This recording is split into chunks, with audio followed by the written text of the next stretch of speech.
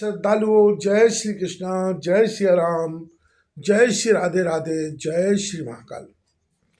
इस वीडियो में आपको श्रवण कराएंगे कीचक के वध की कथा। जन्मेजय ने पूछा, भूदेव अपने अपने पदों पर नियुक्त हो जाने पर फिर पांडवों ने क्या किया और अपना 13वां वर्ष किस प्रकार व्यतीत किया। वैशंपायन जी कहते हैं, राजन, अपने अपने पदों पर स्थित रहते हुए पांडवों ने जो कार्य किए मैं उन्हें आपको सुनाता हूं। पांडवों को कौरवों से सदा भय रहता था, इसलिए द्रौपदी की अच्छी तरह देखभाल करते हुए अपने को गुप्त रखने का पूर्ण प्रयत्न करते रहते थे। कुछ काल व्यतीत होने पर विराट नगर में ब्रह्मोत्सव का बड़ा भारी समारोह हुआ। इस अवसर पर दूर दूर से प्रसिद्ध मल्ल राजधानी में आए। उन मल्लों में जीमूत नाम का सबसे बड़ा पहलवान था। उसने कुश्ती के लिए सभी उपस्थित मल्लों को चुनौती दी, लेकिन उसके सुगठित और विशाल शरीर को देखकर किसी भी पहलवान का उससे भिड़ने का साहस न हुआ, क्योंकि भीमसेन ने अपने परिचय में रसोइया के साथ साथ पहलवान होने का परिचय दिया था।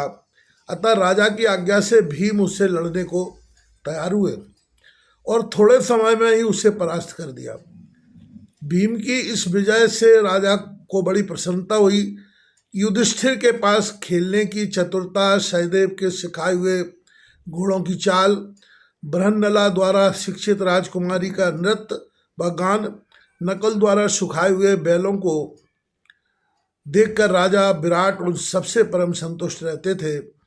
द्रौपदी भी अपनी सेवा कार्य से रानी सुदेशना को प्रसन्न रखती थी। इस प्रकार राजा विराट के यहाँ पांडवों ने 10 मास व्यतीत किए।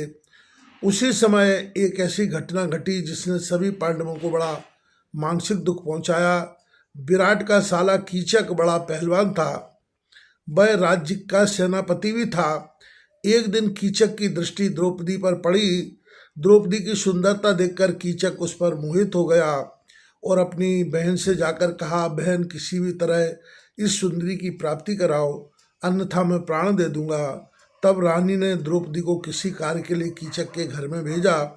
भला कीचक इस अवसर को कब चूकने वाला था। उसने द्रौपदी का सतीत्व हरण करने का प्रयत्न किया, लेकिन द्रौपदी पतिव्रत धर्म के बल से ऐसा सामना न कर सका। कीचक से अपमानित होकर द्रौपदी बड़ी दुखी हुई और उसी रात को भीम के शयनागार में जाकर रो रो कर अपनी सभी व्यथा को बतलाया। भीम ने उसे सांत्वना दी और कहा कि कल कीचक जीवित नहीं रहेगा।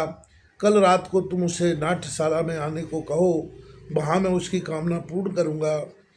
दूसरे दिन द्रौपदी ने कीचक को रात्रि के समय नाट्यशाला में आने को कहा।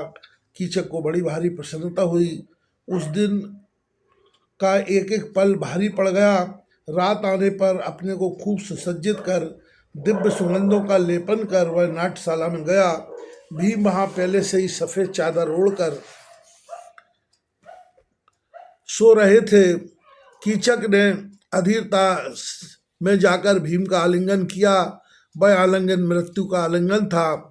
भीम ने थोड़ी ही देर में कीचक का काम तमाम कर दिया।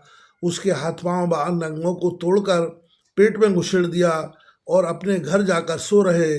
इधर द्रौपदी ने नाट्यशाला के पहरेदारों को बुलवाकर कहा कि देखो, मेरे साथ जो कोई नीच व्यवहार करेगा उसकी ऐसी ही दशा होगी। मेरे पति ने ही कीचक को मारा है। इतना सुनकर और हाथों में मशाल लेकर सब लोग नृत्यशाला में आए। उन्होंने कीचक की दुर्दशा को देखकर निश्चय किया कि यह काम गंधर्वों का ही है। कीचक के सभी आत्मा बड़े दुखी हुए और विलाप करने लगे। पास में ही शैलेंद्री को खड़ी देखकर सब लोग बोले, इसी दुष्टा के कारण यह दशा हुई है, इसलिए इसे भी कीचक के साथ चिता में जला डालो। इतना कहकर सब लोगों ने द्रौपदी को पकड़कर कीचक की लाश के साथ बांध दिया और शमशान की ओर ले चले। कीचक के आत्मियों की इस दुष्ट क्रिया को रोकने की विराट की भी सामर्थ्य नहीं थी। शैलेंद्री इस बात को जानती थी, अतः प्राण नाश के भय से द्रौपदी चिल्ला चिल्लाकर कहने लगी, हे मेरे गंधर्व पतियों, यह सूतपुत्र मुझे शमशान लिए जाते हैं, मेरी रक्षा करो।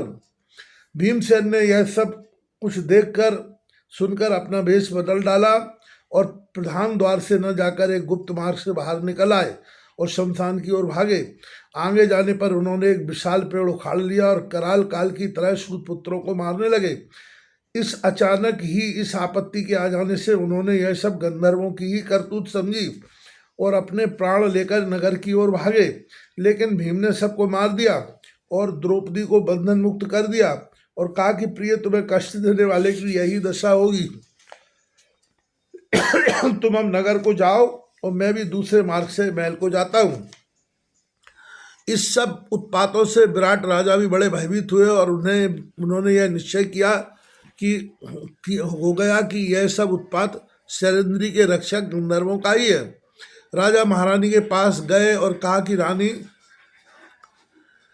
तुम्हारी शैलेंद्री अत्यंत रूपवती है और उसके रक्षक गंधर्व बड़े प्रतापी है।